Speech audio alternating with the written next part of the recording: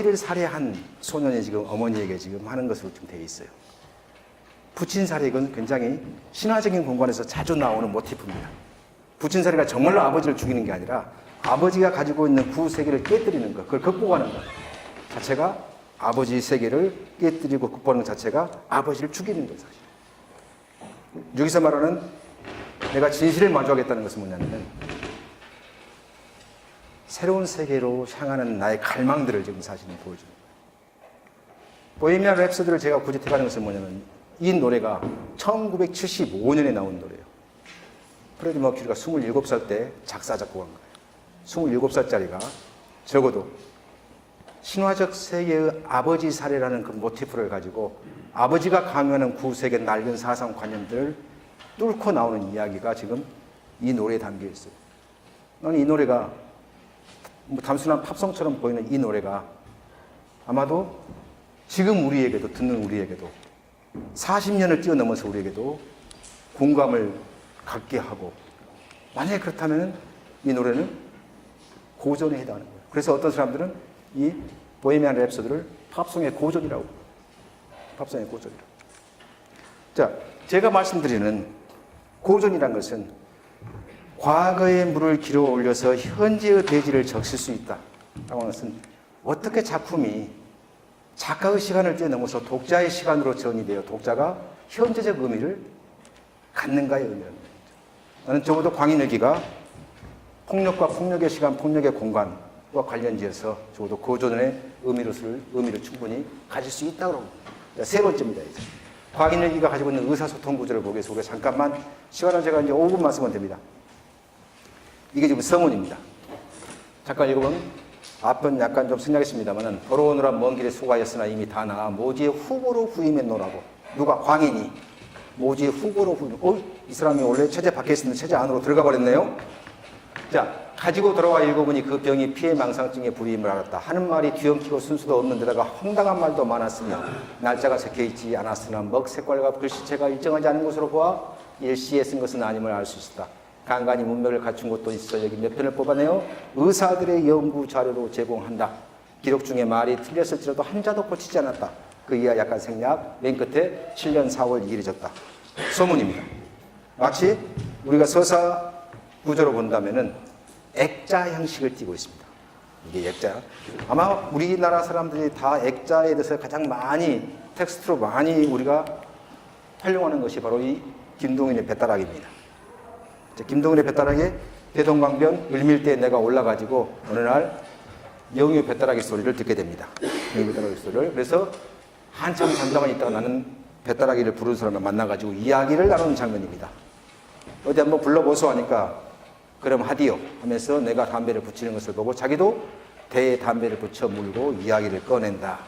19년 전 8월 열하루 날 일인데요 하면서 그가 이야기한 말은 대략 이와 같은 것이었다 하고 이제 영유 뱃다락을 부른 사람이 본 이야기를 합니다. 안 이야기를 하는 겁니다. 그리고 안 이야기가 끝나면 끝에 가서 이렇게 말하죠. 노래를 끝난 다음에 그는 일어서서 시뻘건 저녁이를 잔뜩 등으로 받고 터벅터벅 걸어갔다 하고 쭉 되고 맨 끝에 가면은 다만 그가 남기고 간 뱃다락이만 쭉 하는 듯이 모든 잎잎이 속삭이고 있을 따름이다 라고 되어 있습니다. 자, 일반적으로 액자 소설이 가지고 있는 이와 같은 구조가 작품의 텍스트에 어떤 영향을 미치느냐. 텍스트의 사실성 혹은 진실성을 강화시켜주는 기능을 합니다.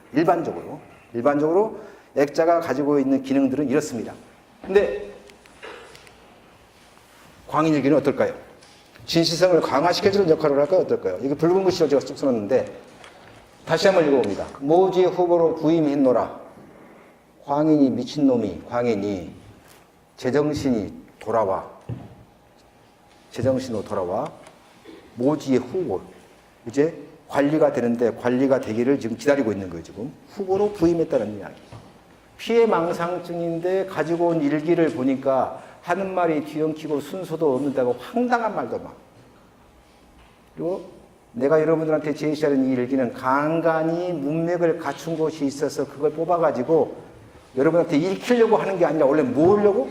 의사의 연구 자료로 제공하려고 내가 공개합니다. 더 중요한 것은 아래에 7년 4월 2일이 적다라고 일반적으로 액자에서는 절대 이런 식으로 쓰지 않습니다. 되게 이렇게 7년 4월 2일 있으면 뭡니까? 다 끝났다는 얘기 아닙니까, 지금? 요 이야기는 이 서문을 쓴 화자, 나는 저는 사실은 다른 생각 없어요.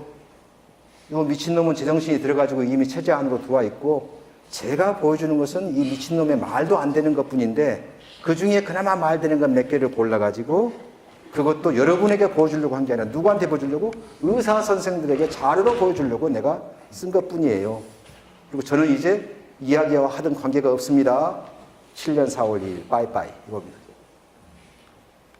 한편으로는 이야기의 사실성, 진실성을 강화하는 기운도 있지만, 한편으로는 뭡니까? 이 글의 화자인 나는 어떻습니까?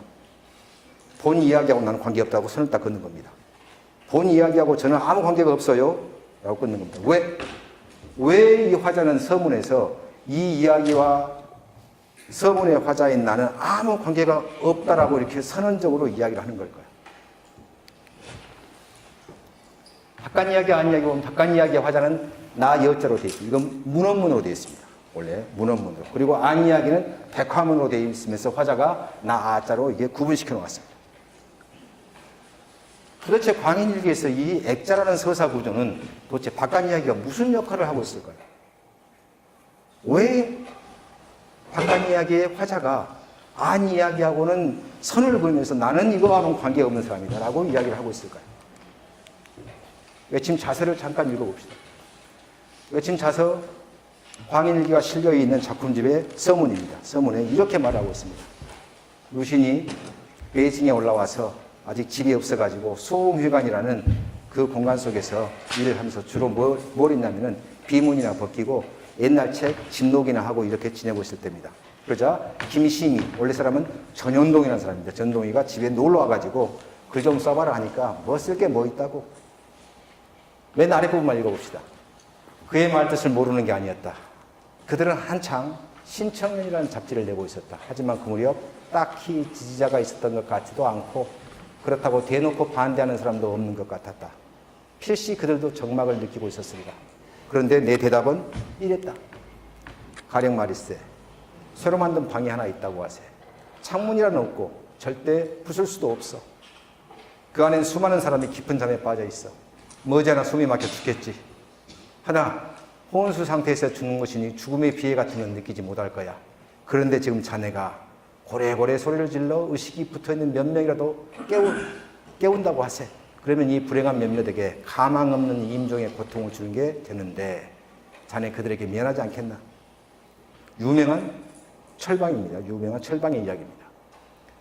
그러자 김심이가 이렇게 말합니다. 그래도 기왕 몇몇이라도 깨어났다면 철방을 부술 희망이 절대 없다고야 할 수 없겠지. 그렇다. 비록 내 나름의 확신, 즉 희망은 미래의 소관이고 절대 그런 희망이 이루어질 수 없다는 내 증명으로 그의 주장을 꺾을 수는 없었다. 그래야 결국 나도 글이라는 걸 한번 써보겠노라고 대답했다. 서문만으로 놓고 본다면 광인일기를 썼을 때 루신이 가지고 있는 게, 루신을 지금부터는 이야기합시다. 루신이 가지고 있는 이 심리적인 분위기는 어때요? 환희, 기쁨, 확신 이런 게 있습니까? 없습니까? 없습니다. 신청년이라는 당시에 계몽사상을 이끌던 잡지가 출판되고 있었음에도 불구하고 루신이 보기에는 별로 반향을 불러일으키지 못한 그런 상황입니다. 나도 희망을, 깨부술 수 있는 희망을 내가 장담할 수 없는 불확실성, 불확정성으로 가득 차 있습니다.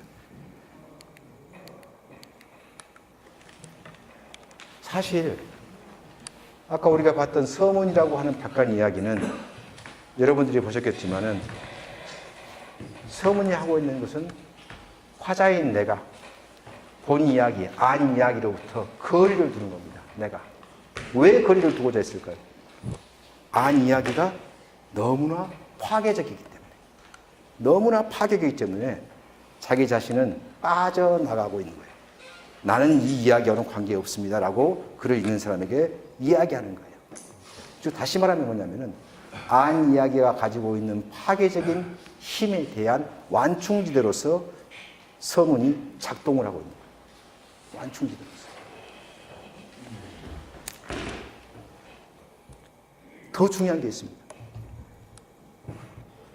앞 서문에서는